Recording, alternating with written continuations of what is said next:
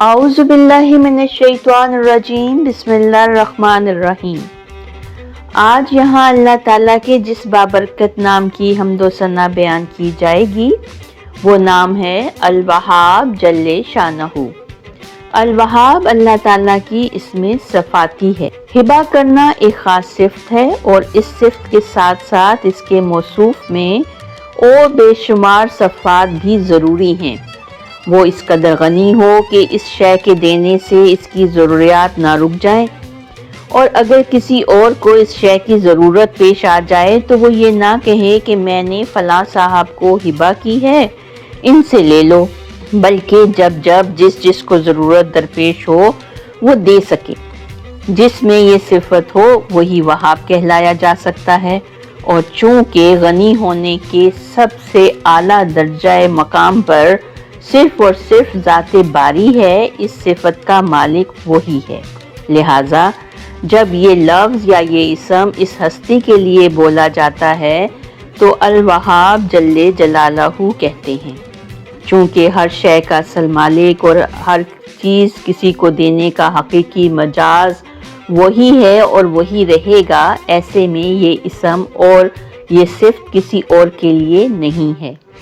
اللہ تعالیٰ کی انہی لازوال صفات کی بدولت یہ نام بھی اسی کے لیے مخصوص ہے۔ اگر وہاب کسی کا نام رکھا جاتا ہے تو عبد کے ساتھ جوڑ کر رکھا جاتا ہے، یعنی عبد الوہاب، وہاب کا بندہ، یا امت الوہاب، وہاب کی بندی۔ ویسے بھی اسم الہی پر عبد کے بغیر انسان کا نام نہیں رکھا جاتا، یہ بات عبدیت کے بالکل خلاف ہے۔ بندے کو بندہ ہی رہنا چاہیے۔ اسم یا صفات میں مالک کی نقل بھی گناہ ہے۔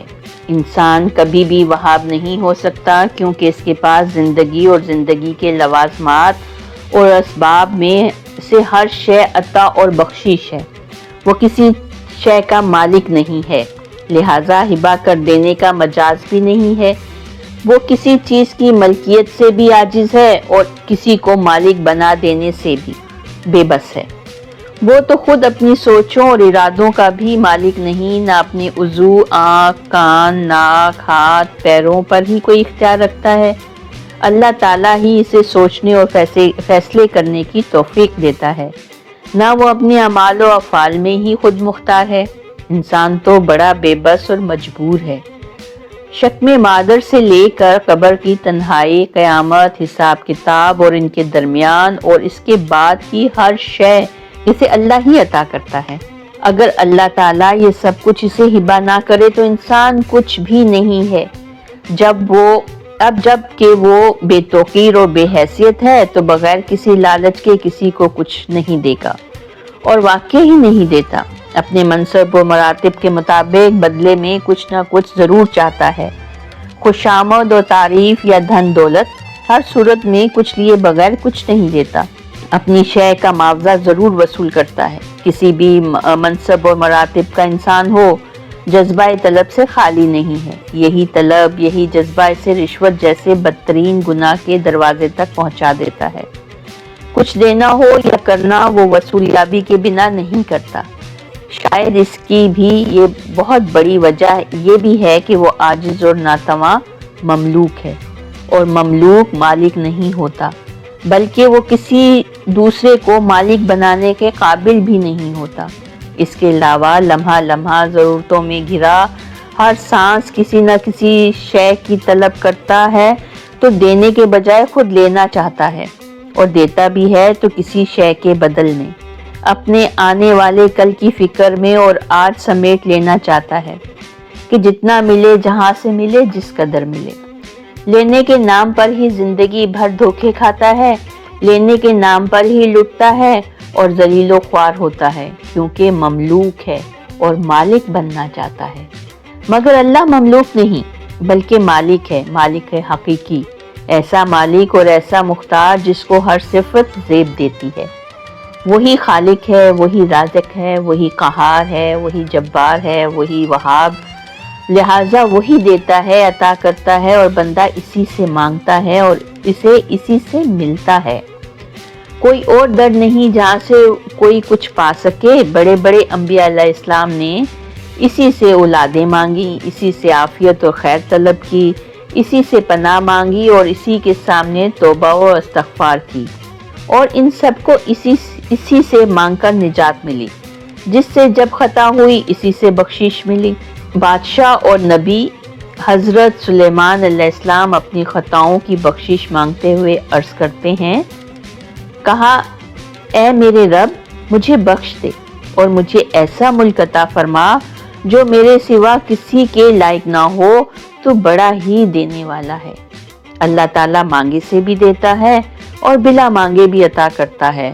ضرورت پیدا کرنے کے ساتھ ساتھ اسے پورا کرنے کے سامان بھی پیدا کر دیتا ہے، اور ہر شے بلا معاوضہ اور بلا بدل کے عطا فرماتا ہے، کیونکہ وہ ہر شے سے بے نیاز ہے، صمد ہے۔ عطا اور دین میں، بخشش اور ہبہ میں کوئی اس کا ثانی نہیں۔ اس کے خزانے وسیع ہیں، نہ تمام ہونے والے اور کبھی بھی شمار نہیں کیے جا سکتے۔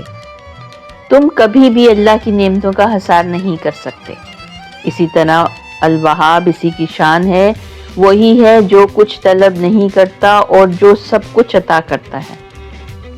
کوئی لمحہ کوئی ساتھ وہ دینے سے ہاتھ نہیں روکتا۔ حضرت ابراہیم علیہ السلام کبھی تنہا کھانا نہیں کھاتے تھے۔ ایک بار کوئی مہمان موجود نہیں تھا تو آپ علیہ السلام نے کسی راہ چلتے ہوئے شخص کو آواز دی اور کہا کہ میرے ساتھ کھانے میں شریک ہو جاؤ۔ وہ شخص شامل ہو گیا، مگر کھانا شروع کرنے سے قبل حضرت ابراہیم علیہ السلام نے خود بسم اللہ پڑھی اور اسے ہدایت کی کہ بسم اللہ پڑھو۔ اس نے حیران ہو کر دیکھا اور بولا کہ میں نے تو 70 سال میں کبھی بھی بسم اللہ نہیں پڑھی۔ آپ علیہ السلام کو بڑی تکلیف ہوئی، آپ کھانے سے اٹھ گئے۔ ایک روایت یہ بھی ہے کہ آپ نے کھانا سامنے سے ہٹا دیا۔ وہ شخص اٹھ کر چلا گیا۔ اسی وقت اللہ تعالیٰ نے تنبیہ فرماتے ہوئے ارشاد فرمایا، اے ابراہیم اس نے کبھی بسم اللہ نہیں پڑھی، مگر ہم نے 70 سال میں کبھی بھی اس کا کھانا بند نہیں کیا۔ حضرت ابراہیم اس تنبیہ سے گھبرا گئے، باہر گئے اور اسے بلا کر لائے۔ اللہ تعالیٰ ہر لمحہ انسان کو دیتا ہے اور کچھ بھی طلب نہیں کرتا، یہاں تک کہ کوئی اسے مانے یا نہ مانے، وہ عطا فرماتا رہتا ہے۔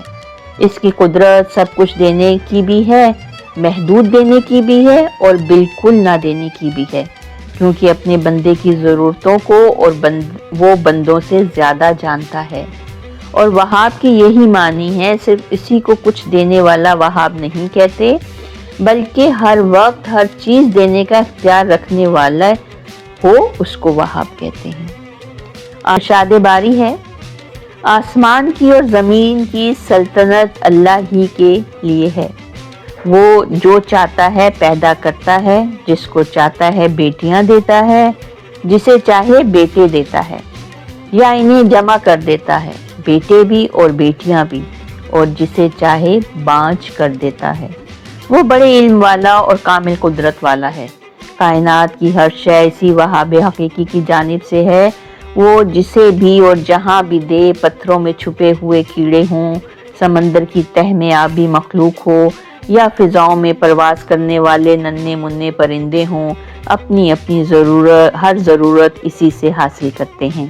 ارشاد باری ہے، تمہارے پاس جتنی بھی نعمتیں ہیں سب اسی کی دی ہوئی ہیں۔ اس کائنات اور کائنات سے باہر سب کچھ اللہ ہی کے گہراؤں میں ہے، اور کوئی مالک یا معبود نہیں۔ نہ اس کی ملکیت کی کوئی حد ہے، نہ قدرت اور طاقت کی، اور نہ بخشش اور دین کی۔ نہ اسے زوال ہے، نہ اس کی صفات کو مانگنے والے پیدا ہوتے ہیں، زندگیاں گزارتے ہیں اور اس سے مانگتے مانگتے دنیا سے رخصت ہو جاتے ہیں۔ ان کی جگہ دوسرے طلبگار پیدا ہو جاتے ہیں جنہیں وہ عطا فرماتا ہے۔ یوں ازل سے کی عطا کا سلسلہ چل رہا ہے، کوئی اپنی طلب کا بھی حساب نہیں کر سکتا، بھلا اس کی دین کا تو کیا شمار کرے گا۔ ہماری دعا ہونی چاہیے، اے ہمارے رب ہمیں ہدایت دینے کے بعد ہمارے دل ٹیڑھے نہ کر دے اور ہمیں اپنے پاس سے رحمت عطا فرما، یقیناً تو ہی بڑی عطا کرنے والا ہے۔ وآخر دعوانا ان الحمد للہ رب العالمین۔ صدق اللہ العظیم۔